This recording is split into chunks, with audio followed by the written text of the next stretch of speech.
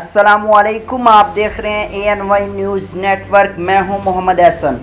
खबर शामिल करते हैं साहिवाल से। Executive director Prince Altaf Hussain की रिपोर्ट के मुताबिक मारूफ हर दिल अजीज़ शख्सियत chairman Ijaz block mister Ijaz Ashraf Chaudhry, हर दिल अजीज़ प्रॉपर्टी एडवाइज़र मिस्टर हाफिज़ एहसन ने कहा है कि मुहर्रमुल हराम का महीना नवासे रसूल सल्लल्लाहु अलैहि वसल्लम हज़रत इमाम हुसैन अली मकाम अलैहिस्सलाम के हक़ व सदाकत के लिए दी जाने वाली अजीम कुर्बानी की याद दिलाता है। नवासे रसूल अलैहिस्सलाम ने जुल्म व बर्बरियत, शार दीन की खिलाफ वर्जी और यजीदी अज़म के खिलाफ सदाए हक़ बुलंद करते हुए जबर के खिलाफ सर झुकाने से इनकार कर दिया और दीन मुबीन की खातिर कुर्बानियाँ पेश करने की एक मिसाल रकम की। इसे रहती दुनिया तक राह हक़ के मतवाली हमेशा मशर्राह रखेंगे।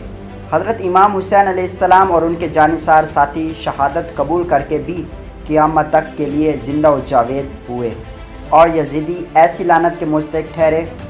लानत हमेशा उनका मुक़द्दर रहेगी। फ़लसफ़े शहादत इमाम हुसैन अलैहिस्सलाम ये है कि जब बात गैरत, दीन और शायर इस्लाम की हो तो सर मत झुकाओ और ज़ालिम के सामने डट जाओ।